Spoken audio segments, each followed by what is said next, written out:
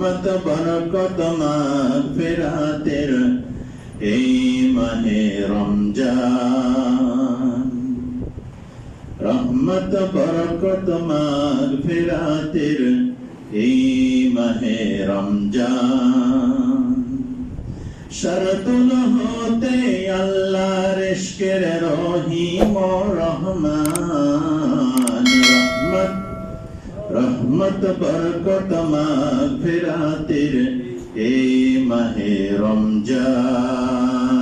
আল্লাহুম্মা সাল্লি আলা সাইয়্যিদিনা মাওলানা মুহাম্মদ ওয়া আলা আলি সাইয়্যিদিনা মাওলানা মুহাম্মদ। বালাগাল উলা বিকামালিহি কাশাফাত দুজা বিজামালিহি حسنت جميع خصاله صلوا عليه وآله اللهم صل على محمد وعلى آل محمد كما صليت على إبراهيم وعلى آل إبراهيم إنك حميد مجيد اللهم بارك على محمد وعلى آل محمد كما باركت على إبراهيم وعلى آل إبراهيم إنك حميد مجيد قال رب اشرح لي صدري ويسر لي أمري واحلل عقدة من لساني ويفقهوا قولي الحمد لله رب العالمين الصلاة والسلام على سيد المرسلين وعلى آله وأصحابه أجمعين অত্র মসজিদে আগত আল্লাহর প্রিয় বান্দা সমবেত শ্রদ্ধেয় মুসল্লিয়ানে কেরাম, এই মসজিদ তথা এই মসজিদ সংলগ্ন জনপদের প্রিয় অধিবাসীবৃন্দ, আজকে পবিত্র সালাতুল জুম্মার শুরুতেই সকলকে আন্তরিক সালাম, শুভেচ্ছা ও মোবারকবাদ জ্ঞাপন করছি। আসসালামু আলাইকুম ওয়া রাহমাতুল্লাহি তাআলা ওয়া বারাকাতুহু। আপনারা সবাই ভালো আছেন? রোজা রেখে খুব কষ্ট হচ্ছে মনে হয়? সবাই খুশি? আলহামদুলিল্লাহ। আল্লাহ আমাদের এই খুশিকে আজীবনের জন্য বলবৎ রাখুন। সবাই বলে আমিন। শুকরিয়া আদায় করছি সে আল্লাহ সুবহানাহু ওয়া তাআলার দরবারে যে আল্লাহ রাব্বুল আলামিন অনেক করুণা করে আমাদেরকে এই পবিত্র মাহে রমজানের বিরাট একটি নিয়ামত এর অংশীদারি হওয়ার সুযোগ দান করেছিলেন। এই জন্য মনে হয় আমরা অনেক বেজার, সবাই খুব খুশি হয়ে এসে আল্লাহ রাব্বুল আলামিনের কাছে শুকরিয়া জ্ঞাপন করছি। সকলে বলছি আলহামদুলিল্লাহ। দুরূদ ও সালাম পেশ করছি দো জাহানের সরদার রাসূলুল্লাহ সাল্লাল্লাহু আলাইহি ওয়াসাল্লামের শানে, যে রাসূল সাল্লাল্লাহু আলাইহি ওয়াসাল্লামকে আল্লাহ রাব্বুল আলামিন একটি সিরাতাল মুস্তাকিম দান করেছিলেন এবং সেই সিরাতাল মুস্তাকিমের অনুসরণের জন্য প্রয়োজনীয় সরঞ্জাম তাকে দিয়ে হেল্প করেছিলেন এবং সেই সরঞ্জামকে সাথে নিয়ে গোটা দুনিয়ার অন্ধকারাচ্ছন্নময় একটি সমাজকে পরিবর্তন করে পৃথিবীর ইতিহাসের সর্বোৎকৃষ্ট চমৎকার একটি সুন্দর সোনালী সমাজ যে রাসূল মকবুল সাল্লাল্লাহু আলাইহি ওয়াসাল্লাম উপহার দিয়েছিলেন, সেই রাসূলুল্লাহ সাল্লাল্লাহু আলাইহি ওয়াসাল্লামের শানে কয়েক মর্তবা দুরূদ ও সালাম পেশ করছি। সকলে বলি সাল্লাল্লাহু আলাইহি ওয়াসাল্লাম। সম্মানিত আজকের এই মসজিদের উপস্থিত মুসল্লিয়ানে কেরাম, এই আওয়াজ যে পর্যন্ত পৌঁছায় মুসলিম এই জনপদের যত মানুষ বাসা বাড়িতে শুয়ে আছেন, বসে আছেন, চায়ের আড্ডায় বসে আছেন, এই পবিত্র মাহে রমজানের সম্ভবত আজকের শেষ জুমা, ঠিক না? এই জুম্মার নামাজে আমরা নিজেরা ঘরে বসে না থেকে, শুয়ে না থেকে, পারিবারিক ব্যস্ততার ভিতরে নিজেকে নিমজ্জিত না রেখে, শরী ওজুর ব্যতীত যারা আমরা বাসা বাড়িতে বসে আছি, সকলের প্রতি আমাদের বিনয়ের অনুরোধ থাকবে, এই মসজিদের যদি জায়গা হয় আলহামদুলিল্লাহ, যদি জায়গা নাও হয় পার্শ্ববর্তী কোনো মসজিদেও যদি জায়গা পান, দয়া করে আজকের এই নামাজের সাথে আমরা নিজেদেরকে ইবাদতে শামিল করি। আল্লাহ রাব্বুল আলামিন আমাদের সকলকে কবুল করুন, সবাই বলি আমিন। সম্মানিত হাজিরিন, আসলে আমরা কয়েক দিক থেকে খুশি, সৌভাগ্যের অধিকারী। আল্লাহ রাব্বুল আলামিন এই পৃথিবীতে প্রথম মানুষ পাঠিয়েছিলেন, তিনি ছিলেন হযরত আদম আলাইহিস সালাম। তিনি কে ছিলেন? আদম আলাইহিস সালাম। তিনি ছিলেন প্রথম মানুষ এবং তিনি ছিলেন প্রথম মুসলিম। কথা ঠিক আছে কেন? প্রথম মানুষ, প্রথম মুসলিম, প্রথম নবী। এর মাঝখান থেকে বংশ বিস্তার হতে হতে আজকের পৃথিবীতে যারা চলে গেছেন তাদের হিসাব ছাড়া যারা এক্সিস্টিং এই পৃথিবীতে আমরা আছি, এই সংখ্যা দাঁড়িয়েছে প্রায় 8 থেকে 850 কোটি মানুষ। এই 850 কোটি মানুষের ভিতর থেকে আল্লাহ রাব্বুল আলামিন মানুষকে চিন্তার জগতে স্বাধীন করে পাঠিয়েছিলেন। কর্মের স্বাধীনতা দিয়েছেন, চিন্তার স্বাধীনতা দিয়েছেন, বাক শক্তির স্বাধীনতা দিয়েছেন আল্লাহ রাব্বুল আলামিন মানুষকে, এবং শ্রেষ্ঠত্বের মর্যাদাও আল্লাহ রাব্বুল আলামিন মানুষকে দিয়েছেন। এই সামগ্রিক গুণাবলীর ভিতর থেকে, এই চিন্তা, বাক শক্তি, কর্মের স্বাধীনতার ভিতর থেকে স্বাধীনতা পাওয়ার কারণে মানুষ বিভিন্ন ধর্ম, বর্ণ, গোত্রে বিভক্ত হয়ে গেছে। কিন্তু যত ধর্ম এসেছেন, যত বর্ণ গোত্র আছেন, বর্ণ গোত্র থাকতেই পারে, পরিচিতির জন্য একটা প্রয়োজন আছে, কিন্তু ধর্মের জন্য পৃথিবীর সব ধর্মই কি ঠিক না একটা ঠিক? একটা ঠিক হতে হবে।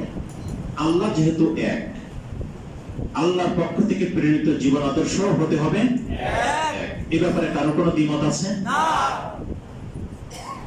সেই ক্ষেত্রে যত ধর্ম চলে গেছেন তারা তাদের স্যাটিসফ্যাকশন অনুযায়ী মনে করে যে আমরা যেটা আদায় করছি সেটাই মনে হয় ঠিক।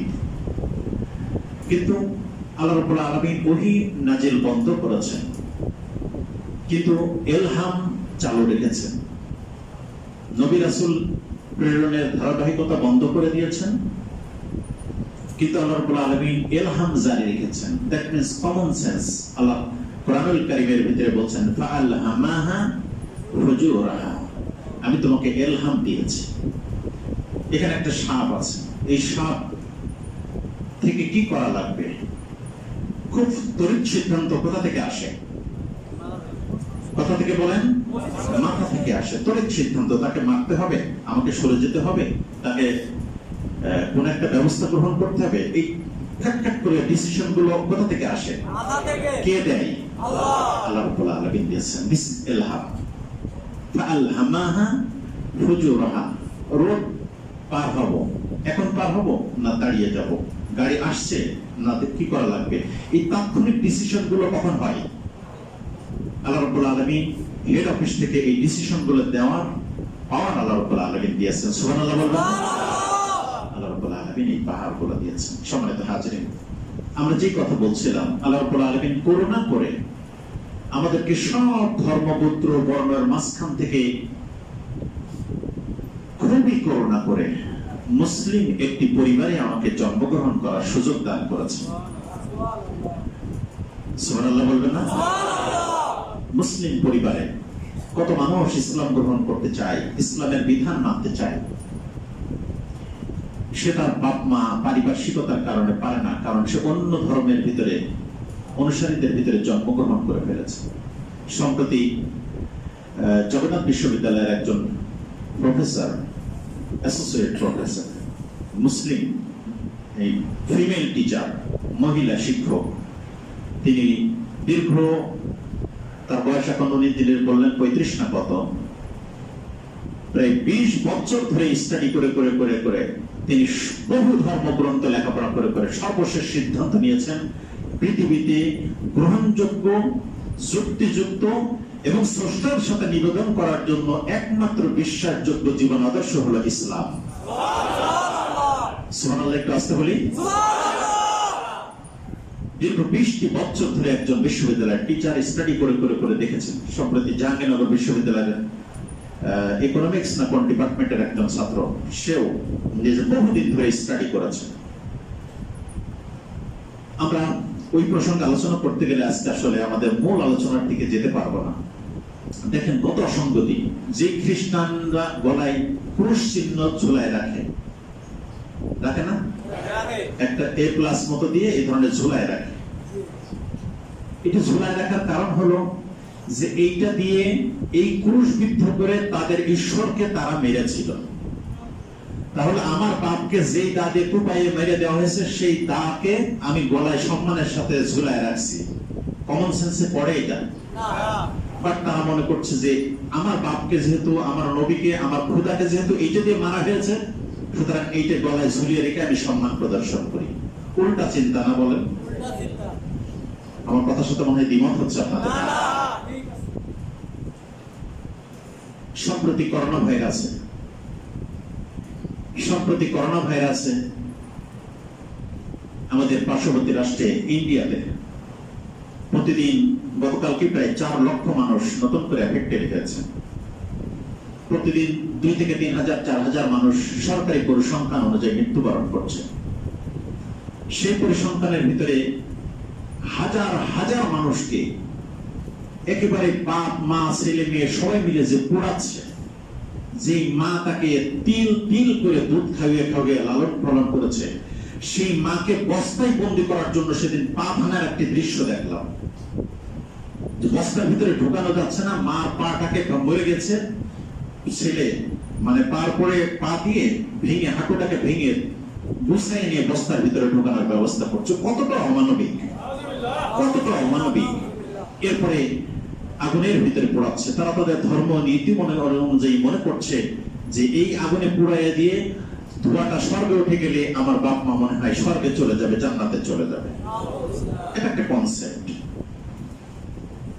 আমরা যদি দুনিয়ার পর্যালোচনার দৃষ্টিতে দেখি, এইভাবে যদি কোন মুসলমানের লাশ পোড়ানো হতো তাহলে সারা দুনিয়ার অমুসলিম শক্তি, তাদের মিডিয়াগুলো মুসলমানদের কত অমানবিক, কত নিষ্ঠুর, এই সমস্ত বলতে বলতে বলতে বলতে একেবারে গলা কাঁপিয়ে কাঁপিয়ে রিপোর্ট করতে করতে ফেলা তুলে ফেলত। অথচ কত নিষ্ঠুর ভাবে এই মানুষগুলোকে হাজার হাজার মানুষ সেখানে পোড়ানো হচ্ছে, জান্নাতে যাবে বলে মনে করছে। অথচ সায়েন্স বলছে, সায়েন্টিফিক ওয়েতে বলছে, পৃথিবীর সব থেকে উত্তম সৎকার পদ্ধতি, দাফন পদ্ধতি হলো মাটির নিচে 3.5 হাত ডিপ করে যে মানুষটিকে দাফন করে দেওয়া হয়। পরিবেশ এবং সমাজের ভারসাম্য রক্ষা করার জন্য পৃথিবীতে উত্তম দাফন সিস্টেম হলো মুসলমানদের সিস্টেম। চিৎকার করে বলে সুবহানাল্লাহ। হাবিল কাবিল 2 ভাই মারামারি করে একজন শহীদ হয়ে গেল। বহুদিন ধরে 2-3 দিন ধরে ঘাড়ে করে ঘুরে নিয়ে বেড়াচ্ছে এই যে কিভাবে দাফন করা হবে। আল্লাহ রাব্বুল আলামিন প্রথম দাফন করা সিস্টেম শিখিয়ে দিলেন। 2টা কাক পাঠালেন, একটি কাকের সাথে আরেকটি কাক টুকরা টুকরি করতে যে একজনকে মেরে ফেললেন। কাক কিছুক্ষণ বসে থাকার পরে মাটি পা দিয়ে ঘুরে ঘুরে ওই কাকটাকে ওখানে রেখে মাটি দিয়ে চাপা দিয়ে উঠে চলে গেলেন। হাবিল মনে করলো দাফন করার প্রকৃত সিস্টেমই তো এইটা। তাহলে যিনি সৃষ্টি করেছেন, মরে যাওয়ার পরে তার বিধান সৎকার করার, কবরস্থ করার পদ্ধতি কি হবে সে শিক্ষাও দিয়েছেন কে? একটা আওয়াজ করে বলি, কে দিয়েছেন? আল্লাহ রাব্বুল আলামিন দিয়েছেন। সেদিন দেখলাম করোনা ভাইরাস থেকে প্রোটেকশনের জন্য ইন্ডিয়াতে গোমূত্র পান করলে করোনা ভাইরাস চলে যাবে। গরুর পিশাব খেলে, এই কথাগুলো আমার কথা নাই, আমি লাইভ দেখছি, প্র্যাকটিক্যাল দেখছি, রিপোর্ট হচ্ছে ন্যাশনাল মিডিয়াতে, তাদের রিপোর্ট হচ্ছে গরুর পিশাব খেলে হাতে করে নিচ্ছে, গ্লাসে করে চুমুট দিয়ে খাচ্ছে। গরুর পিশাব খেলে করোনা ভাইরাস আবিষ্কার হয়ে যাবে, এই নিঃশ্বাস হয়ে যাবে বলে তাদের ধারণা। গোবর দিয়ে গোসল করছে, দেখছেন আপনারা, ছোট ছোট পুকুর কেটে ওর ভিতরে ডোবে, আবার তার আগে একটু গোবর গুলিয়ে সেই গোবর খায়। এটা খাইলে গোমাতার গোবর খাইলে সুস্থ। কত আনসাইন্টিফিক লাইফস্টাইল। এমনি হবে, আমি সমালোচনা করার জন্য বলছি, কম্পারেটিভ রিলিজিয়নের কথা বলছি। তুলনামূলক ধর্মতত্ত্বের কথা বলছি। আমি আবার গোড়ায় ফিরে যাচ্ছি, শুকরিয়া জ্ঞাপন করছি সেই আল্লাহ রাব্বুল আলামিনের, যে আল্লাহ সুবহানাহু ওয়া তাআলা আমাকে করুণা করে পৃথিবীর সর্বশ্রেষ্ঠ জীবন আদর্শ মুসলমান হিসেবে একটি মুসলমান পরিবারে আমাকে জন্মগ্রহণ করার তৌফিক দান করেছেন। সেজন্য আবারও চিৎকার করে বলি আলহামদুলিল্লাহ। সেই মুসলমানের ঘরে জন্মগ্রহণ করে আমরা এই মুসলমানদেরকে আমি খুবই হীনমন্যতায় ভুগি। আমরা আমাদের আল্লাহওয়ালা মানুষগুলোকে দেখলে একদিকে যেমন মনে মনে রেসপেক্ট করি, জায়গা মতো গেলে তাকে সর্বোচ্চ পর্যায়ে নেগেটিভ ভাবে উপস্থাপন করে তাকে ততটাই ঘৃণা করি। এই ঘটনা ছিল রেজা শাহ পাহলভী, ইরানের তৎকালীন নাস্তিকবাদী শাসক ছিলেন রেজা শাহ পাহলভী। ইতিহাস স্টাডি করলে আপনারা খুঁজে পাবেন। সেই রেজা শাহ পাহলভী ওই দেশের আলেম ওলামা, ওই দেশের ধর্মীয় মানুষদেরকে তুচ্ছ তাচ্ছিল্য করতে করতে এমন একটি পর্যায়ে নিয়ে গেছিল, সেই পর্যায়টি ছিল ওই সমাজে তখন একটা পর্যায়ে ডিক্লারেশন দিয়ে দিয়েছিল, কোন ধর্মীয় মানুষ আর পতিতা এই দুই শ্রেণীর মানুষ কোনো বাসে চড়তে পারবে না। মাথায় টুপি দাঁড়িয়ে আছে, নামাজ পড়ে, এই ধরনের কোন ধর্মীয় সেন্সের মানুষ আর ওই সমাজের যারা পতিতা ছিল এই দুই শ্রেণীর মানুষ কোন বাসে তাদেরকে নেওয়া হবে না। এতটাই নেগেটিভ পর্যায়ে সমাজের বিভিন্ন রন্ধ্রে রন্ধ্রে আলোচনা করতে করতে করা হয়েছিল। আল্লাহ রাব্বুল আলামিন সেই রেজা শাহ পাহলভীর মসনদকে তছনছ করে উল্টিয়ে দিয়ে আল্লাহ রাব্বুল আলামিন পাঠিয়ে দিলেন ইমাম খোমেনিকে। সেই ইমাম খোমেনি সেই রেজা শাহ পাহলভীকে ওখান থেকে বিদায় করে দিয়ে আল্লাহর কোরআনের রাজকে ডিক্লারেশন দিলেন। চিৎকার করে বলে আলহামদুলিল্লাহ। সেখানে এখন আয়াতুল্লাহ থিঙ্কগত ব্যাপারে, চিন্তাগত ব্যাপারে আমার আপনার সাথে তাদের ডিবেট থাকতেই পারে, কিন্তু এটাও ঠিক গত সপ্তাহে দুইজন মানুষ আল্লাহ রাসূলকে নিয়ে সমালোচনা করেছিলেন, বাজে কথা বলেছিলেন, প্রকাশ্য ময়দানে নিয়ে যে বডিটা থেকে মাথাটাকে বিচ্ছিন্ন করে দিয়ে বলেন আল্লাহ রাসূলের সাথে বিয়াদবির শাস্তি তোমাদের জন্য এর থেকে ভালো পুরস্কার আমরা দিতে পারলাম না। কথা ঠিক কিনা বলে? সম্মানিত হাজিরিন, আমরা এই রমজান নিয়ে অনেকগুলো কথা বলেছিলাম। আমার কথা মনে হয় আপনারা কষ্ট পাচ্ছেন। আজকে রোজা নিয়ে কথা বলবে, হুজুর আবার পারিপার্শ্বিক কথা বলছেন। সম্মানিত হাজিরিন, আল্লাহ রাব্বুল আলামিন আমাদেরকে করুণা করেছিলেন, একটি রমজানের সওয়াবের অতল সাগর আমাদের সামনে দিয়েছিলেন। আমরা সেই সাগরে গোসল করে নিজেদেরকে কতটুকু পবিত্র করতে পেরেছি, জাস্টিস করার, জাজমেন্ট করার টাইম আমাদের সামনে এসেছে। আসুন আল্লাহ রাব্বুল আলামিন এই রমজান উপলক্ষে আমরা কয়েকটি বিষয়ে কথা বলেছি, কোরআন নিয়ে কথা বলেছি, যাকাত দান সদকা নিয়ে কথা বলেছি। এই রোজা থেকে আমরা কি পেলাম আর কি শিক্ষা গ্রহণ করলাম, এই দুইটা পয়েন্ট নিয়ে আজকে কথা বলতে চাই। শুনবেন আপনারা? আল্লাহ সুবহানাহু ওয়া তাআলা বলছেন, শাহরু রমাদান আল্লাযী উনজিলা ফীহিল কুরআন হুদাল লিন-নাসি ওয়া বাইয়িনাতিন মিনাল হুদা ওয়াল ফুরকান। আল্লাহ সুবহানাহু ওয়া তাআলা কোরআনুল কারীমে এই রমজানের প্রাপ্তির ব্যাপারে কোরআনুল কারীম তার নিজেই জবাব দিয়ে বলছেন, এই রমজান মাসে আমি আল্লাহ রাব্বুল আলামিন কোরআন নাজিল করেছি। বলি সুবহানাল্লাহ। এই রমজানের সবথেকে বড় প্রাপ্তি হলো আল্লাহ রাব্বুল আলামিন গোটা দুনিয়ার মানুষকে পরিচালনা করার জন্য শেষ সিংহায় শেষ ফেরত দেওয়ার আগ পর্যন্ত এই পৃথিবীর দুনিয়ার সব ধর্ম বর্ণ গোত্র জাতির মানুষ পরিচালনা হওয়ার জন্য আল্লাহর পক্ষ থেকে ফাইনাল মেসেঞ্জার অফ গড রাসূলুল্লাহ সাল্লাল্লাহু আলাইহি ওয়াসাল্লামের মাধ্যমে আল্লাহ রাব্বুল আলামিন কোরআন নাজিল করে দিয়েছেন।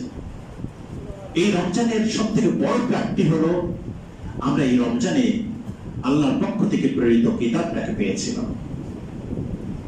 আমরা মনে হয় এই কোরআন পেয়ে বেজার হয়েছি সবাই, খুশি? আলহামদুলিল্লাহ। আল্লাহ রাব্বুল আলামিন এই কোরআনের মতো সম্পদ আমাদের দুইজন হাফেজ আমাদের সামনে আজকে এসেছেন। আমি একটু দাঁড় করাইতে চাচ্ছি, অনুমতি দিলে আপনারা একটু আয়াতিন মিন আয়াতিল্লাহ, আমাদের হাফেজ গুলো একটু সামনে দাঁড়ান। এই যে দুইটা ছোট্ট ভাই আমাদের সোনামণি, আয়াতিন মিন আয়াতিল্লাহ, পৃথিবীর আর দ্বিতীয় কোনো গ্রন্থ নাই।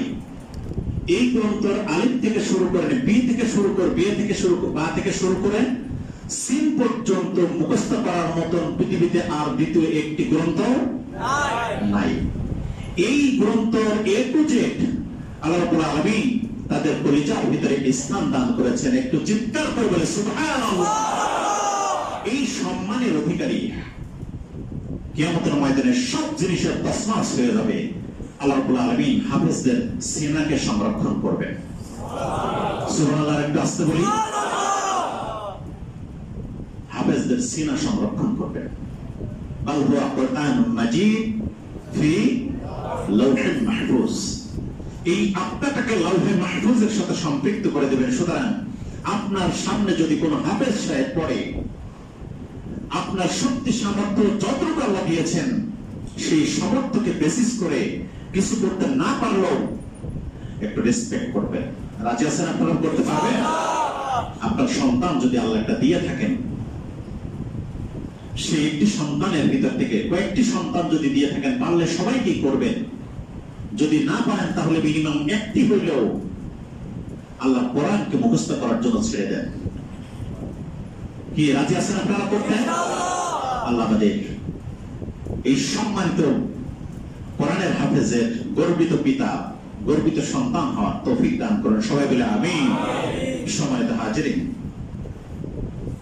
আমি আপনাদেরকে বলছিলাম এই পবিত্র মাহে রমজানে আল্লাহ সুবহানাহু ওয়া তাআলা আমাদের জন্য যে কোরআন নাজিল করেছিলেন, এই কোরআন এই মসজিদে যে একটি মাস তেলাওয়াত হয়েছে। আমি এই প্রসঙ্গক্রমে আরেকটি কথা বলে রাখি। একটি মাসের তেলাওয়াতের সাথে আমরা যারা নিজেরা জামাতের সাথে সম্পৃক্ত হতে পেরেছিলাম, ওরা যে তেলাওয়াত করেছি, আমরা যা শুনেছি, উভয়ের জন্য আল্লাহ রাব্বুল আলামিন পরিপূর্ণ তেলাওয়াতের মর্যাদা এবং সওয়াব উভয়ের আমলনামায় লিখে দিবেন। সবাই বলে সুবহানাল্লাহ। সুতরাং এখনো যে 2-4 দিন সময় আছে, আমাদের সমাজের একটি অপ্রচলিত ধারণা আছে যে লাইলাতুল কদর মনে হয় 27 তারিখেই হবে। সুতরাং প্রথম 1 সপ্তাহ 10 দিন মসজিদ কাপড় টুকুর করে দেওয়া হবে, এরপরে চলে যাবো মার্কেটে। মার্কেট শেষ করে এসে বাজার টাজার সব শেষ হয়ে গেলে 27 তারিখে এসে আমরা একেবারে সারা রাত কান্নাকাটি করে আল্লাহ বিল্লাহ করে দিয়ে লাইলাতুল কদরকে সাথে করে নিয়ে বাসায় চলে যাব। আল্লাহ রাসূলের সুন্নাহ শুধু এটাই নয়, আল্লাহ রাসূলের সুন্নাহ হলো লাইলাতুল কদরের শেষ দশক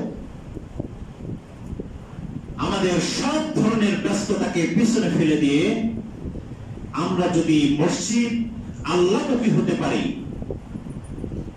এই সমাজের ভিতরে সময়ের ভিতরে যদি আমি দান করি, 10 টাকা দান করি, এই দানটা যদি লাইলাতুল কদরের ভিতরে পড়ে যায়, 84 বছর একবারে দান করলে, একভাবে দান করলে যে সওয়াব আপনার আমলনামায় হবে, এই সময়ের ভিতরে লাইলাতুল কদরের রাতে বা কোন সময়ের ভিতরে যদি দানের ভিতরে আল্লাহ আপনার দানটাকে কবুল করে নেন, 84 বছর দান করলে যে সওয়াব হবে, ওই দানে আল্লাহ রাব্বুল আলামিন ঠিক অনুরূপ পরিমাণ সওয়াব আপনার আমলনামায় লিখে দেবেন। ওই সময় নামাজরত অবস্থায় থেকে, নামাজরত অবস্থায় থাকা অবস্থায় যদি লাইলাতুল কদর আপনার সাথে সম্পৃক্ত হয়ে যায়, নসিবে আল্লাহ রাব্বুল আলামিন লিখে দেন 84 বছর ধরে নফল নামাজ পড়লে যে ইবাদতের যে সওয়াব হবে, আল্লাহ রাব্বুল আলামিন আপনার আমার আমলনামায় ঠিক ওই পরিমাণ সওয়াব লিখে দিবেন। সুবহানাল্লাহ। এমনি ভাবে আমাদের যে হাফেজ সাহেবরা আপনাদের সামনে দাঁড়িয়েছে, এই হাফেজ সাহেবরা দীর্ঘ 1 মাস পরিশ্রম করেছেন আপনাদের সাথে করে নিয়ে। আপনাদের পক্ষ থেকে সম্ভব যতটুকু অনার করার সুযোগ আছে, কত টাকা পয়সা কত দিকে চলে যায়, সেই অনারের জায়গাটা আমরা যেন মনের অন্তর থেকে ক্লিয়ার করতে পারি। আল্লাহ রাব্বুল আলামিন আমার হাতটা আপনার জন্য, এই দিনের জন্য, কোরআনের জন্য কিছুটা হলো ওপেন করার তৌফিক দান করেন। সবাই বলে আমিন। সম্মানিত হাজিরিন, আমরা যে কথা বলছিলাম, কোরআনুল কারীমের মতো একটি সম্পদ আল্লাহ রাব্বুল আলামিন এই রমজানে আমাদেরকে দিয়েছেন। কেমন সম্পদ আল্লাহ রাব্বুল আলামিন দিলেন? কোরআনুল কারীম বলছে, قل بفضل الله وبرحمته فبذلك فليفرحوا هو خير مما يجمعون। মানুষকে প্রশ্ন করা হলো, এই কোরআনের ব্যাপারে মানুষদেরকে জানিয়ে দেওয়া হলো, গোটা দুনিয়ার মানুষকে হে নবী আপনি জানিয়ে দিন যে কোরআন আমি আপনার কাছে প্রেরণ করেছি, পাঠিয়েছি, এই কোরআন হলো সেই আল্লাহ রাব্বুল আলামিনের পক্ষ থেকে গোটা দুনিয়ার মানুষের জন্য একটি করুণা। সুতরাং সেই করুণা, সেই গিফট, সেই অনারের জিনিসটা পাওয়ার পরে ফালিয়াফরাহু, তোমরা এটা নিয়ে স্টাডি করো, এইটা নিয়ে গবেষণা করো, এইটার আলোকে জীবন পরিচালনা করো, সংসার পরিচালনা করো, রাষ্ট্র পরিচালনা করো। কারণ আমি আল্লাহ রাব্বুল আলামিন এই কোরআনুল কারীমের ভিতরে এত মর্যাদা, এত বরকত দান করে দিয়েছি। কুল বিফাদলিল্লাহি ওয়া বিরহমাতিহি ফাবিযালিকা ফালইয়াফরাহু হুয়া খায়রুম মিম্মা ইয়াজমাউন। আল্লাহু আকবার। গোটা দুনিয়ার মানুষ আজকের দিন পর্যন্ত যত কিছু অর্জন করেছে, জ্ঞান অর্জন করেছে, বিজ্ঞান অর্জন করেছেন, মাটির নিচে থেকে সম্পদ আরোহণ করেছেন, সমুদ্র থেকে সম্পদ আরোহণ করেছেন, আমি আল্লাহ রাব্বুল আলামিন এই কোরআনের ভিতরে যা দিয়েছি, আসমান এবং জমিনে আজ পর্যন্ত তোমরা যা কিছু অর্জন করতে পেরেছো, এই সব অর্জনকে যদি একদিকে রাখা হয়, এক পাল্লায় রাখা হয়, আর কোরআনুল কারীমের ভিতরে আমি আল্লাহ রাব্বুল আলামিন যা দিয়েছি, এর সব থেকে কোরআনুল কারীম বেশি উত্তম করে দিয়েছি। বলি সুবহানাল্লাহ। আমি কোরআনুল কারীমকে তার থেকে বেশি উত্তম করে দিয়েছি, মর্যাদা দিয়েছি। আপনি প্রশ্ন করবেন, তা তো নাই বুঝলাম, কিন্তু কোরআন নিয়ে যারা চলে, কোরআনের পথে যারা চলে, দেখি এই লোকগুলোই তো সব থেকে বেশি গরিব। কথা ঠিক কিনা বলেন? তাহলে কই কোরআনের এটার বাস্তবতা কি হলো? আল্লাহ সুবহানাহু ওয়া তাআলা বলছেন, এই কোরআনের ভিতরে আমি মহাকাশ জগতের কথা বলেছি, এই কোরআনের ভিতরে আমি ভূ রাজনীতির কথা বলেছি, ভূমির কথা বলেছি। আফালা ইয়ানজুরুনা ইলাল ইবিলি কাইফা খুলিকাত, প্রাণী জগতের ভিতরে উটের দিকে একটু লক্ষ্য করো। ওয়া ইলাস সামাই কাইফা রুফিআত, ওই বিশাল আসমানের দিকে একটু তাকিয়ে দেখো।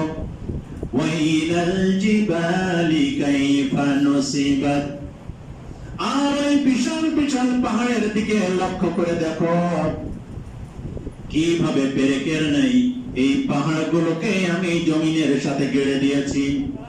ওয়া ইলাস সামাই কাইফা রুফিআত, আর আসমানের দিকে লক্ষ্য করে দেখো ওই আসমানকে কিভাবে খুঁটি ছাড়া আমি তোমাদের মাথার উপরে চমৎকার করে একটি অদৃশ্য ছাদ হিসেবে তোমাদের সামনে নির্ধারণ করেছি। সবাই বলে সুবহানাল্লাহ। আল্লাহ রাব্বুল আলামিন বলছে, ভূমির দিকে লক্ষ্য করো, এই ভূমির ভিতরে কি আছে, কত হাজার কোটি টন তেল আমি তোমার জন্য মজুদ করে রেখে দিয়েছি, কত হাজার টন ঘনফিট গ্যাস আমি তোমার জন্য রেখে দিয়েছি। দুনিয়ার পশপাশক এই পানিগুলোকে কিভাবে ফিল্টারেশন করে আমি আল্লাহ রাব্বুল আলামিন তোমার জন্য মিষ্টি পানির ব্যবস্থা আমি এই জমিনের ভিতরে করে দিয়েছি। সবাই বলে সুবহানাল্লাহ। বিজ্ঞানের কথা আমার আল্লাহ রাব্বুল আলামিন বললেন, মহাকাশ বিজ্ঞানের কথা আমার আল্লাহ রাব্বুল আলামিন বললেন, মানুষ সৃষ্টির রহস্যের কথা আল্লাহ রাব্বুল আলামিন বললেন, ওয়ালাকাদ খালাকনাল ইনসানা মিন সুলালাতিন মিন তিন। কত চমৎকার করে আল্লাহ বলছেন, কত চমৎকার করে আল্লাহ রাব্বুল আলামিন বলছেন যে মানুষকে আমি কত চমৎকার করে সৃষ্টি করেছি। সুম্মা খালাকনাহু ফি করারিম মাকিন। আমি সুদীর্ঘ এই যে পেটের ভিতরে, একটি মানুষের পেটের ভিতরে ছোট্ট একটা টিউমার হইলে, কথাটা একটু খেয়াল করে শুনি, কান লাগিয়ে শুনি, ছোট্ট একটি মানুষের পেটের ভিতরে ছোট্ট এই 1-150 গ্রামের টিউমার হইলে গোটা মানুষ সহ, পরিবেশ সহ, হসপিটাল সহ সবাই মিলে অস্থির হয়ে যায়। সেই আল্লাহর উপর আমিন বলছেন, আমি তোমার মায়ের গর্ভের ভিতরে তোমার সহ রক্ত নাড়িভুড়ি সহ 10 থেকে 15 কেজি ওজনের একটি বিশাল বোঝা এখানে সুরক্ষিত দুর্গের ভিতরে করারিম মাকিন 7টা স্তরের ভিতরে কি প্রক্রিয়ায় তোমাকে এই দুনিয়ায় নিয়ে আসার ব্যবস্থা করেছি। এই আয়াতের গবেষণা করতে যে গোটা দুনিয়ার মেডিকেল সায়েন্স আজকের দিন পর্যন্ত অস্থির হয়ে গেছে, এখন পর্যন্ত কুল কিনারা খুঁজে পায় নাই। খায়রুম মিম্মা ইয়াজমাউন। গোটা দুনিয়ার মানুষ আজ পর্যন্ত যা কিছু অর্জন করেছে, কোরআনকে যদি একদিকে রাখা হয়, কোরআনকে যদি একদিকে রাখা হয় তাহলে সব অর্জন ব্যর্থ হয়ে যাবে, কোরআন শ্রেষ্ঠ হয়ে যাবে। বলে সুবহানাল্লাহ। আমি কোরআনকে দিয়েছি। এই কোরআনের ভিতরে আমি কথা বলতে গেলে আসলে অনেক কথা ডালপালা বেরিয়ে যায়, আপনারা কষ্ট পান, সময় আমাদের শেষ হয়ে আসছে।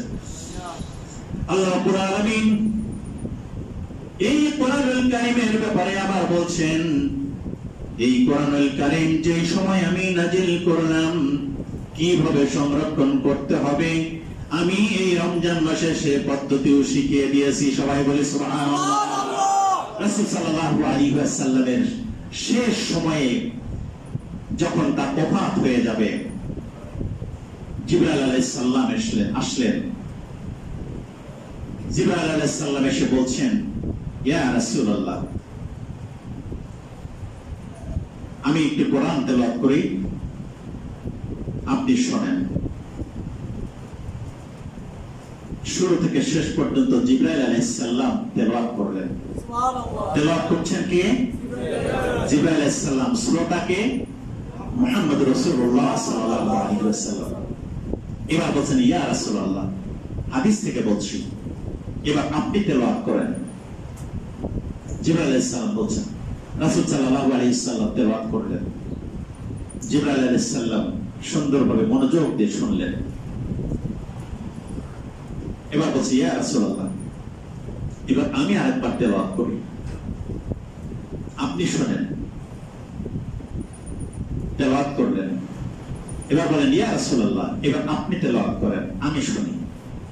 শ্রোতা এবং তেলাওয়াতকারী দুইজন। এই তেলাওয়াত 4 বার তেলাওয়াত হওয়ার পরে তাম্মাত বিল খায়র, মুকাম্মাল করে আল্লাহ রাব্বুল আলামিন গোটা দুনিয়ার মানুষের জন্য এই তেলাওয়াতের পদ্ধতি দিয়ে গোটা দুনিয়ার মানুষকে আল্লাহ রাব্বুল আলামিন শিক্ষা দিয়ে দিয়েছেন। চিৎকার করে বলে সুবহানাল্লাহ। কোরআন তেলাওয়াতের সিস্টেম কিভাবে এই কোরআনকে সংরক্ষণ করবেন প্রশ্ন করা হলো।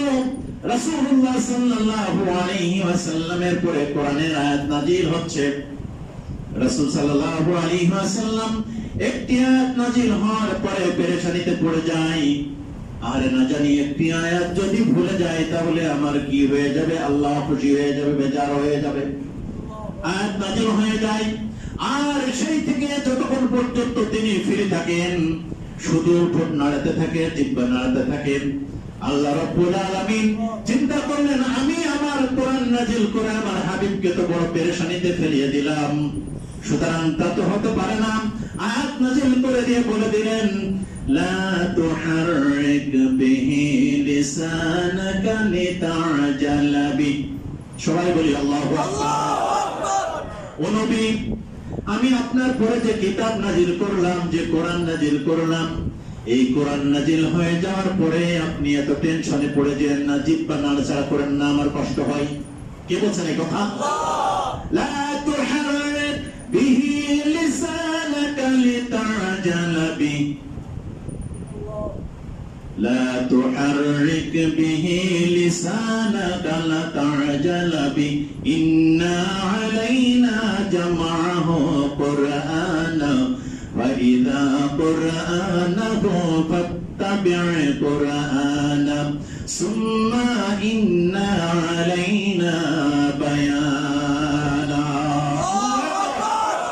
الله القرآن বলেন ও নবী টেনশনের কারণ নাই, আপনার মুখস্থ করার জন্য এত পেরেশানি লাগবে না, আপনি মেমোরাইজ করার জন্য এত পেরেশানি করা লাগবে না। আমি নাজিল করেছি আপনার পরে এই মহাগ্রন্থ আল কোরআন, এবং এটাকে আপনার হৃদয়ে গেঁথে দেওয়ার দায়িত্ব আমি আল্লাহ রাব্বুল আলামিন নিজ হাতে গ্রহণ করেছি। বলি সুবহানাল্লাহ। নিজে গ্রহণ করেছি। ইন্না আলাইনা জামাআহু কুরআনা فإذا قرآنه فاتبع قرآنا যখন আমার জিবরাইল আপনার কাছে এটা তেলাওয়াত করে দেয়, তখন আপনি একটু মনোযোগ দিয়ে শ্রবণ করবেন।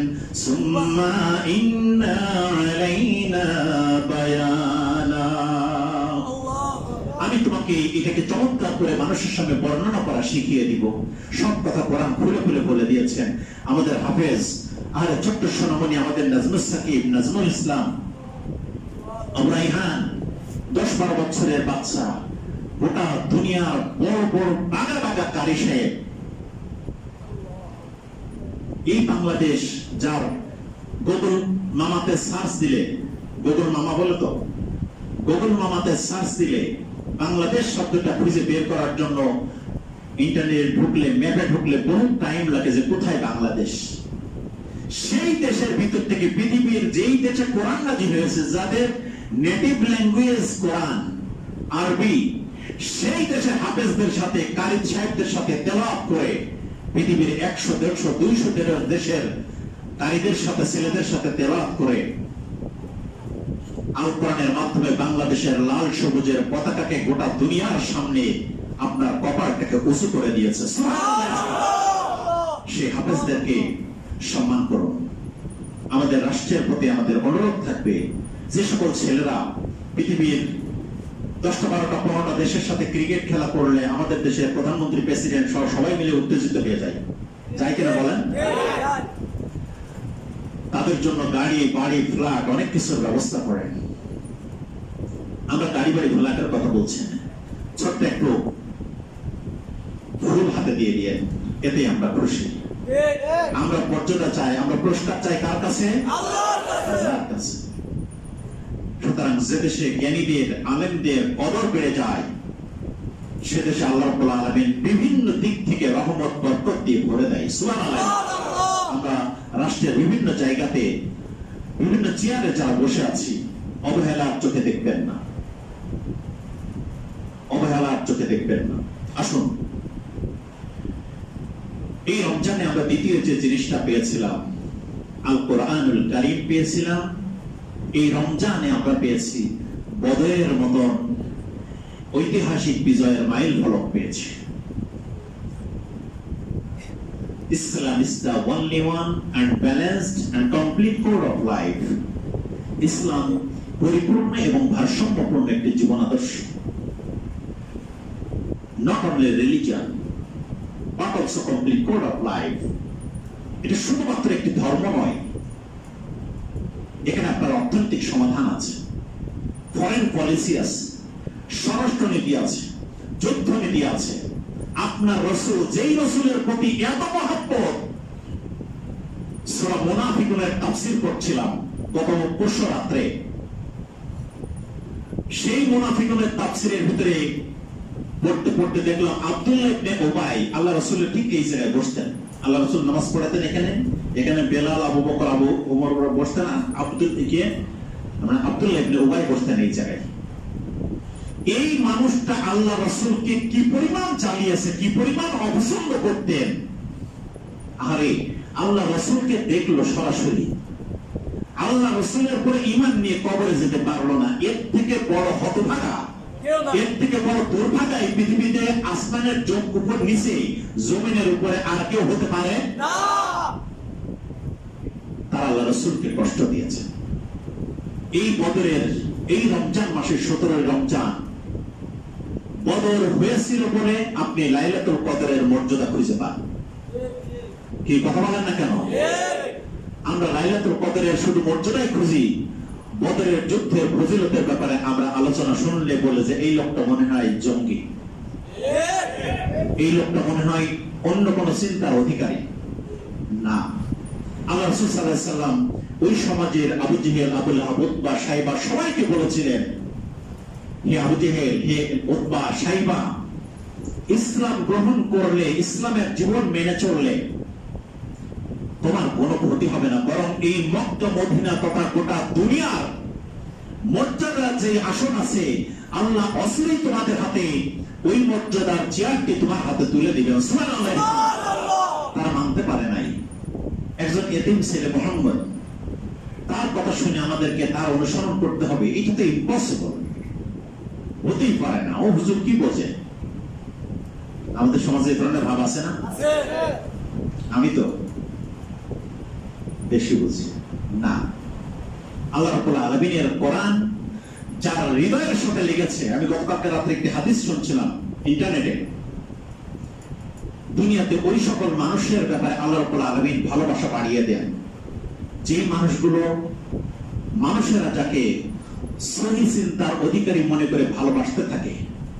আল্লাহ রাব্বুল আলামিনের ফেরেশতাদেরকে আল্লাহ রাব্বুল আলামিন জিজ্ঞাসা করে, কি ব্যাপার, এই মানুষটিকে এত মানুষ ভালোবাসে কেন, এত ভালোবাসে কেন? রব্বুল আলামিন ফেরেশতারা বলে যে এ আপনার অনুসরণ করার কারণে মানুষেরা তাকে মহব্বত করে, এই মহব্বত করে, এই কারণে আমি আল্লাহ রাব্বুল আলামিন তার ভালোবাসাকে গোটা দুনিয়ার মানুষের হৃদয়ের ভিতরে কোটি কোটি গুণে বাড়িয়ে দিয়েছি। সুবহানাল্লাহ। আমি এর আগেও বলেছিলাম, আমার গায়ে যে পোশাকটা রয়েছে, এই পোশাকটা দিয়ে যত ধরনের কাজ আছে সবকিছু করতে পারবো, কিন্তু যেদিন আমি এই পোশাকটাকে একটি অংশ ছিঁড়ে কোরআনের সাথে বেঁধে দিব, ওই দিন আপনার কাছে এই কাপড়ের মর্যাদা রাখে তখন আর ন্যাকড়া থাকবে না, এটা কোরআনের সাথে সম্পৃক্ত হওয়ার মর্যাদার আসলে চলে যাবে। ঠিক না?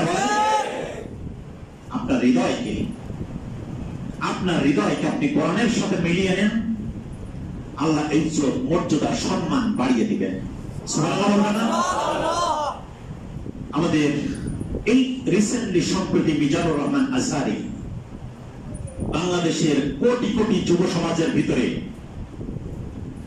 আল্লাহ তার ভালোবাসাটাকে এমন ভাবে বাড়িয়ে দিয়েছে।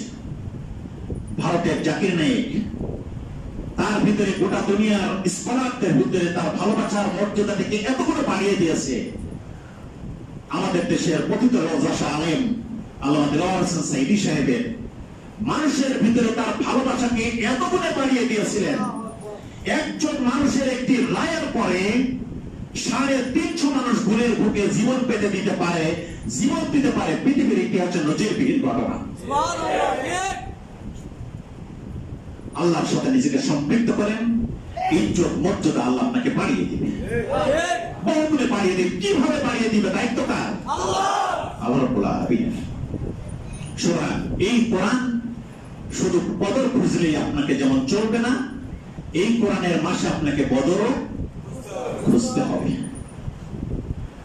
হুজুর মিষ্টিটা তো খাইতে ভালোই লাগে, কিন্তু ঝাল খাইলেই তো জিহ্বার ভিতরে ডিস্টার্ব শুরু হয়ে যায়। ঝাল এবং মিষ্টি দুটাকেই আপনাকে রাখতে পারলে আফা তুমিনুনা বিবাদিল কিতাব ওয়া তাকফুরুনা বিবাদ, কোরআনের ভিতরে ফজিলতের ওয়াজ করলে দেখবেন সবাই বিগলিত হয়ে ওঠে।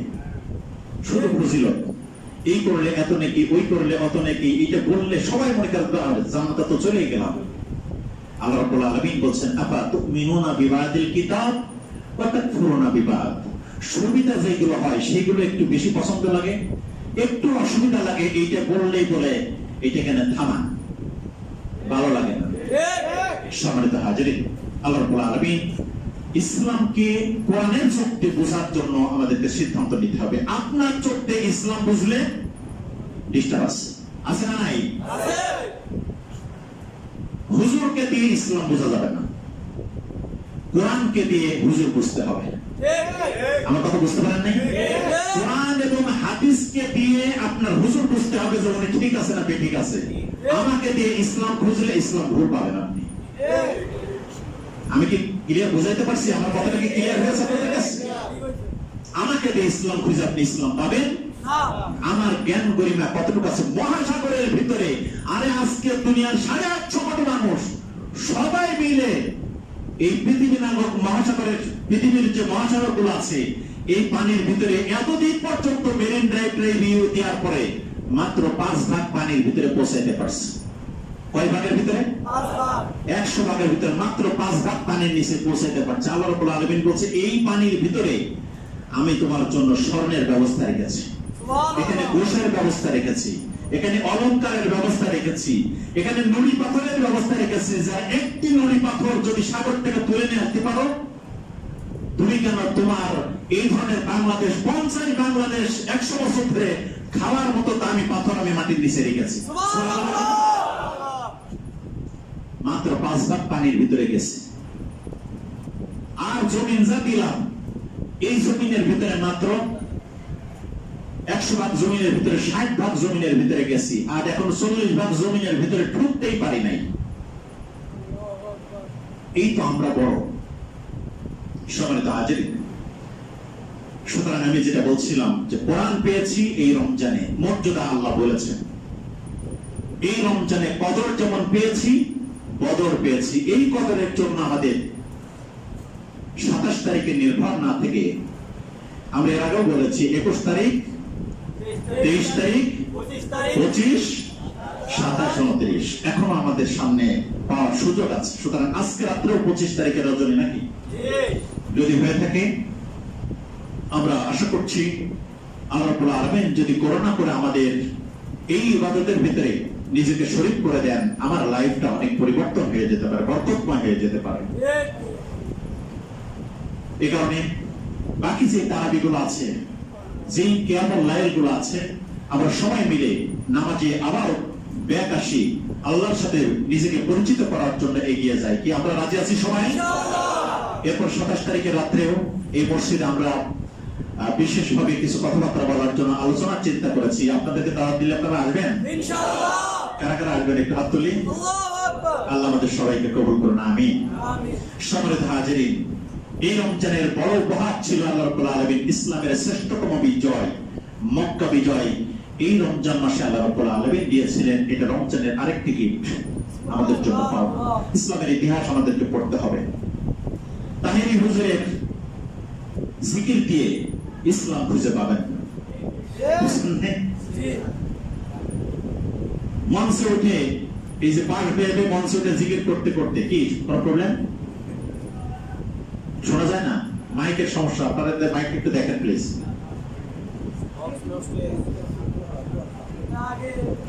সম্মানিত হাজিরিন, আসুন আমরা শেষ করতেছি। মাইকের সাথে সংশ্লিষ্ট একজনকে একটু পাঠানোর সুযোগ আছে?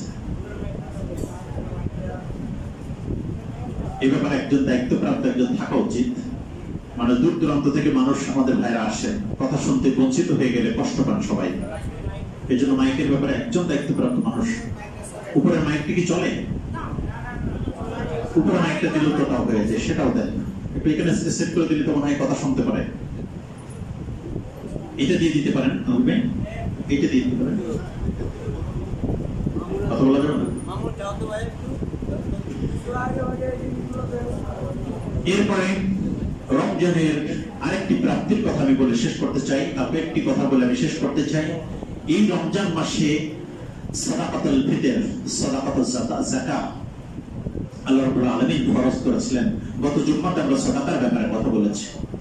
আপনার পকেটে খুবই গরিব মানুষ, আপনি অভাবে আছেন, অর্থ নিয়ে কষ্টে আছেন, সব কিছু কুড়ায় আপনি যা আছেন 2000 টাকা আছে, আপনি 100 টাকা নাই 10 টাকা আল্লাহর জন্য খুশি মনে ব্যয় করেন। 10 কোটি টাকা সওয়াব দেওয়ার মালিক কে? আল্লাহ। সুতরাং আমার যার যার সামর্থ্য আছে, পকেটে যতটুকু আছে, ফ্যামিলির জন্য যতটুকু প্রয়োজন রাখেন। বাকিটুকু ব্যয় করেন। বাড়িয়ে দেবে কে? আল্লাহ রাব্বুল আলামিন বাড়িয়ে দিবেন। ইতিকাফ পেয়েছি।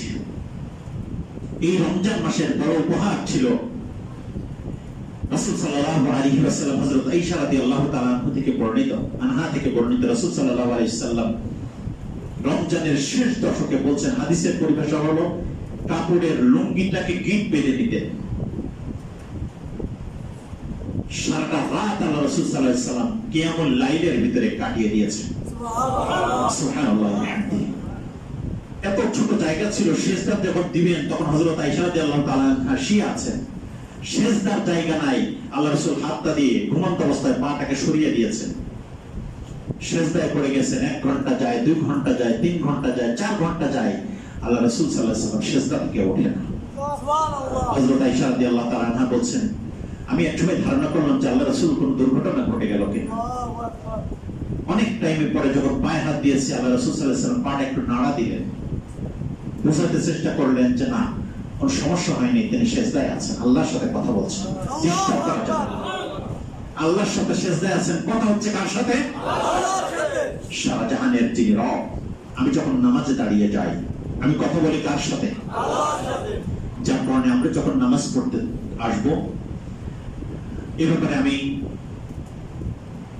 সকলের প্রতি অনুরোধ করবো, আপনার বাসায় যে ভালো পোশাকটা আছে, সেই ভালো পোশাকটা পরে আপনি নামাজে আসেন। সিম্পল একটা গেঞ্জি ছিল, গাইতে যাই, এটা এত দামি জামা কি প্রতিদিনই তো যাই। আমি একজনকে চিনি, বাংলাদেশের একজন ভালো বড় ব্যবসায়িক ম্যাগনেট ছিলেন, তিনি পাশে থেকে দেখছি, অনেকদিন কাজ করার সুযোগ হয়েছে তার সাথে আমার। 5 ওয়াক্ত নামাজের জন্য আলাদা তার 5টা ড্রেস ছিল। আমি একদিন জিজ্ঞাসা করছি, স্যার আপনি এত সুন্দর ড্রেস পরে আছেন, আবার নতুন করে ড্রেস চেঞ্জ করে নামাজে যাচ্ছেন? বলছে এটা হলো আমার অফিসিয়াল ড্রেস, কিন্তু আমি এখন যাব আমার বসের সাথে কথা বলার জন্য, সুতরাং আমার ড্রেস হবে এখন ভিন্ন।